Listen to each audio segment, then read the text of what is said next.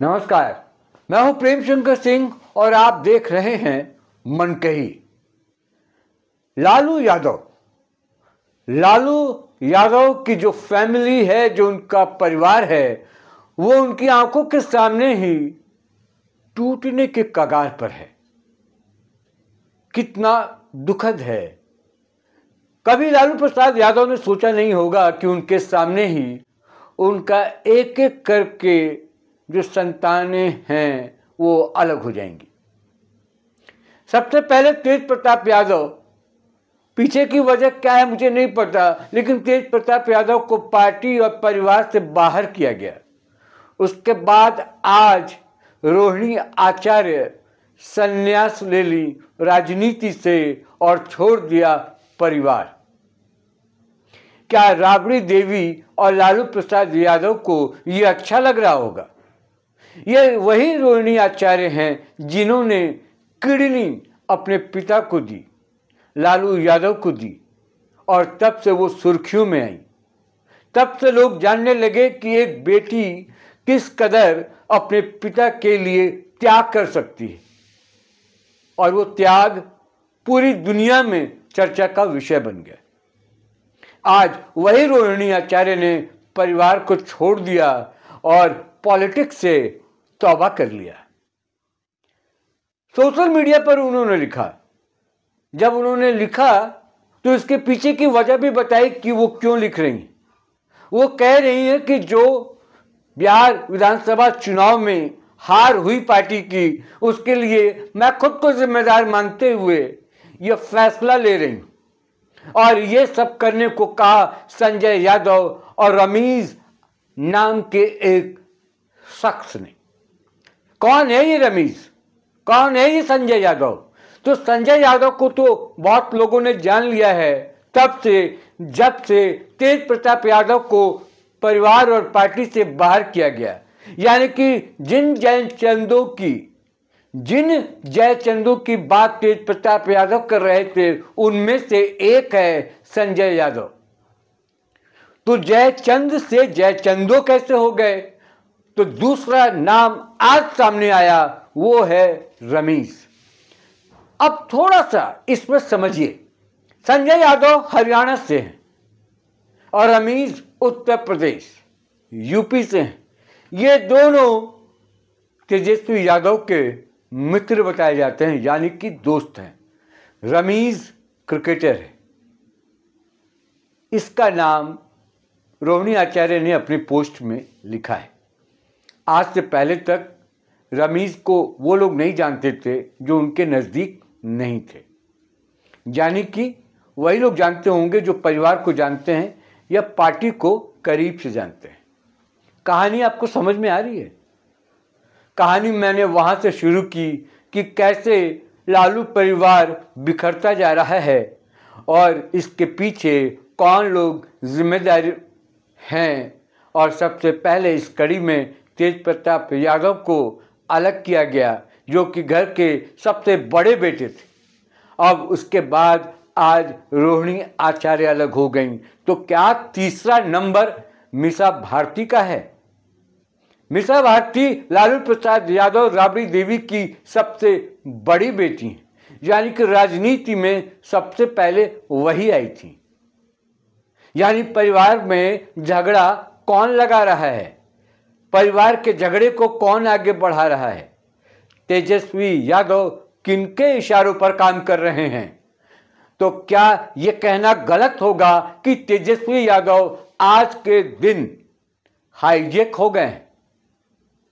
उनकी अपनी बुद्धि काम नहीं कर रही, वो किसी और के बुद्धि पर काम कर रहे हैं और किसी और के इशारों पर नाच रहे हैं।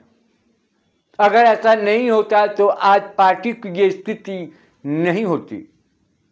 जिस पार्टी को लालू प्रसाद यादव ने बनाया, जिस पार्टी को लालू प्रसाद यादव ने अपने खून से सींचा, पसीने बहाए, आज वही लालू प्रसाद यादव जिंदा रहते अपनी आंखों के सामने बर्बाद होता हुआ देख रहे हैं। और ये बर्बादी के पीछे सबसे बड़ा अगर हाथ है आज की तारीख में तो वो है तेजस्वी यादव। तेजस्वी यादव को जिन लोगों से अब तक खतरा हुआ उन लोगों को बाहर का रास्ता दिखाया गया। अगर बाहर के हैं तो उनको पास नहीं आने दिया गया। नाम गिनाऊं? कन्हैया कुमार पप्पू यादव, 2 लोग। ये ताजा नाम है। ताजा नाम इसलिए बता रहा हूं कि सब कनेक्ट कर लेंगे, आप इसको जोड़कर समझ सकते हैं।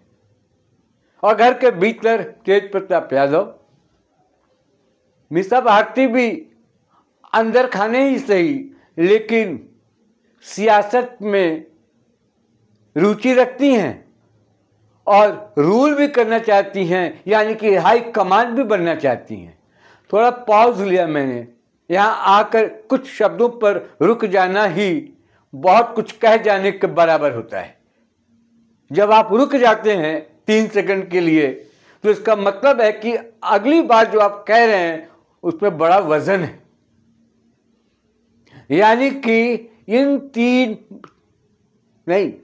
4 भाइयों बहन में 2 बहन 2 भाइयों के बीच में सत्ता को लेकर क्या कोई मनमुटाव था, कोई झगड़ा था? अगर झगड़ा था तो उसमें तेजस्वी यादव बाजी मार गए।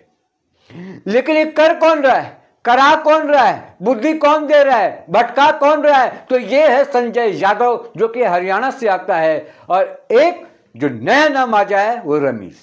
उसके बारे में थोड़ी सी जानकारी मैं आपको दे दूं।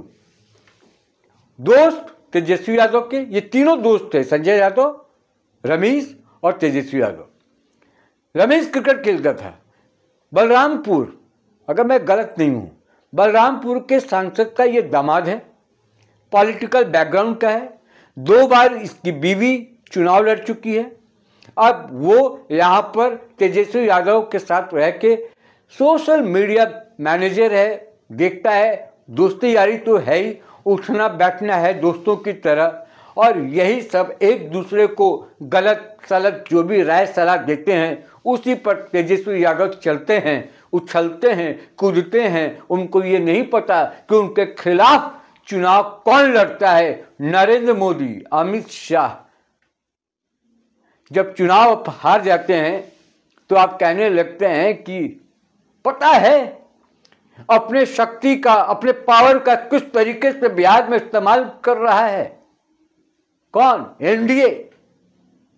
200 विधायक, 50 मंत्री, 10 सीएम, खुद मोदी, गृह मंत्री, यानी कि पार्टी की ताकत, अपने जो उनके पास अधिकार है, सरकारी मशीनरी का दुरुपयोग, सब कुछ हमारे खिलाफ लगा देते हैं चुनाव जीतने के लिए। तो क्या करें भैया, क्या करें? सरकारी मशीनरी का तो मुझे नहीं पता, लेकिन जो पार्टी की ताकत है वो तो है। मैं एक एग्जांपल, एक और वीडियो मैंने दिया था, फिर दे रहा हूं मैं आपको। अजीत अंजुम जैसे पत्रकार जो पहले से ही मन में पाले हुए हैं कि बीजेपी के खिलाफ बोलना है और एनडीए के खिलाफ बोलना है, वो पत्रकार भी इस बार के बिहार चुनाव में देख लिया कि किस कदर नरेंद्र मोदी की तारीफ होती है और नीतीश कुमार किस तरह से औरतों के बीच में, महिलाओं के बीच में पसंद किए जाते हैं। कहानी कहां से शुरू हुई थी? कहानी जहां से शुरू हुई थी उसको याद रखना होगा, आपको बार बार याद रखना होगा, नहीं तो मैं बार बार याद दिलाऊंगा कि कैसे लालू प्रसाद यादव एक जमाने में पूरे बिहार पर शासन करते थे, अपने इशारों पर नचाते थे। कोई अधिकारी, आईएएस लेवल का अधिकारी भी मजाल नहीं है कि उनके सामने मुंह खोल सके, और उसको किस तरीके से बेइज्जत किया करते थे, इज्जत नहीं देते थे, सम्मान नहीं देते थे। आज वही लालू प्रसाद यादव के सामने उनके बेटे उनका सम्मान और इज्जत नहीं कर रहे। कहने को पार्टी अध्यक्ष हैं लेकिन पार्टी में चल नहीं रही, कहने को घर के मुखिया हैं लेकिन घर में चल नहीं रही। लालू प्रसाद यादव लाचार हैं क्योंकि वो बीमार हैं। भविष्य क्या है? कहानी तो पूरी सुन ली आपने। अब आरजेडी का भविष्य क्या है, परिवार का भविष्य क्या है? ना अब पार्टी का भविष्य बचने वाला है, न परिवार का। ऐसे ही लड़के मिट जाएंगे, अलग अलग हो जाएंगे। बिटिया जो है रोहिणी आचार्य सिंगापुर में रहती है, वापस चली जाएगी।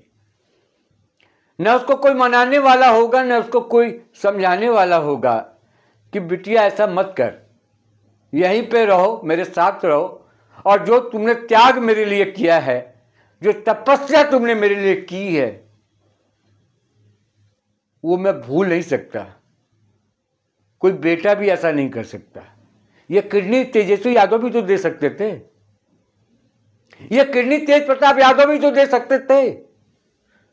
नहीं, नहीं दिया ना, रोहिणी आचार्य ने दिया। और रोहिणी आचार्य जब तक रही, जब तक पार्टी में परिवार में रही, तो उसके हित के लिए लड़ी। और अभी भी सभी बहनें चुप हैं। तेजस्वी यादव के मनमानी के सामने सारी बहनें चुप हैं, कोई कुछ नहीं बोल रहा। लेकिन एक एक करके विकेट गिरेगा। तेज प्रताप यादव चुनाव हार गए, उस राज्य में चुनाव हारे जहां बाप की तूती बोलती थी, बाप जो कहता था वही होता था। महुआ में जाकर तेजस्वी यादव ने चुनाव हराया है, प्रचार करके, कैंपेन करके। अगर आरजेडी कैंडिडेट वहां नहीं दिया जाता, तेजस्वी यादव सिर्फ वहां एक सीट पर विड्रॉ कर लेते अपने उम्मीदवार को, तो आज तेज प्रताप यादव भी विधायक होते। लेकिन आपने उसको तीसरे नंबर पर पहुंचा दिया। सोचिए दुश्मनी किस कदर बढ़ेगी और कहां तक जाएगी। और जिन जयचंदों की बात तेज प्रताप यादव लगातार कर रहे हैं, उन जयचंदों का क्या होगा? यानी बिहार अब उत्तर प्रदेश का रमीज चलाएगा। क्या बिहार अब हरियाणा का संजय यादव चलाएगा? सोचना आपको होगा, बिहार की जनता तय करेगी। और मैं आपको बता दूं, बहुत बड़ा फैक्ट है, बिहार के यादव पसंद नहीं किए जाते उत्तर प्रदेश में, बिहार के यादव पसंद नहीं किए जाते हरियाणा में। इसके पीछे वजह क्या है मुझे नहीं पता। और ये मत सोच लीजिएगा कि लालू की फैमिली से किसी की शादी अगर उत्तर प्रदेश में हो जाती है और लालू की फैमिली से किसी की शादी अगर हरियाणा में हो जाती है तो सब यादव एक हैं। नहीं, बिल्कुल नहीं। अगर ऐसा होता तो आपको याद होगा, सर मुझे याद नहीं है एग्जैक्ट, लेकिन जब उत्तर प्रदेश में चुनाव हुआ था तो लालू प्रसाद यादव ने कोशिश की थी कि यादव के नाम पर आरजेडी भी वहां पर पैर जाकर जमा ले उत्तर प्रदेश में, लेकिन यादव ने साथ नहीं दिया था। उसी तरह की कोशिश मुलायम यादव, उनके बेटे अखिलेश यादव अक्सर करते रहे हैं बिहार में, लेकिन दाल नहीं गली, क्योंकि बिहार के यादव यूपी के यादवों को नहीं मानते, उनकी बातों को नहीं मानते, उनके विचारों को नहीं मानते। तो इसलिए इस गलतफहमी को निकाल दीजिए। कुल मिलाकर ये वीडियो मैं क्यों बनाया, अक्सर मैं बताता हूं, आज भी बताऊंगा कि अब आरजेडी को बचाने वाला कोई नहीं है। परिवार टूट रहा है, लालू परिवार, और लालू परिवार से आरजेडी पार्टी है तो पार्टी टूट जाएगी। कहानियां बहुत हैं, सुनाऊंगा तो घंटों लग जाएंगे कि क्यों आरजेडी हार गई। इसके पीछे तो मंथन होना चाहिए था। अभी ये कहां से रोहिणी आचार्य वाला प्रकरण आ गया? क्यों हार गए चुनाव? क्यों संजय यादव की बातों में आए तेजस्वी यादव? क्यों रमीज की बातों को सुना तेजस्वी यादव? और जब चुनाव हार गए अपनी गलतियों की वजह से, तो आप ठीकरा जो है वो बीजेपी पर और एनडीए पर फोड़ने का काम करेंगे, यानी अपनी नाकामी दूसरों पर थोपने का काम करेंगे। काम आप नहीं करेंगे और कहेंगे एसआईआर, काम आप नहीं करेंगे और कहेंगे वो चोरी हो गया। अरे सबूत तो दो, किसको बरगला रहे हो? अब भी समझ में नहीं आ रहा, अब भी नहीं समझ आ रहा है, संभल नहीं रहे हो। जितना विरोध करोगे, जितना ये एसआईआर का मुद्दा उठाओगे, जितना वो चोरी का मसला कहोगे, उतना ही चुनाव हारोगे। एक बार तो एग्जाम्पल हो गया ना, जनता कह रही है ना कि तुम गलत मुद्दे को उठा रहे हो। खैर, मैंने जो तथ्य थे वो आपके सामने रख दिए।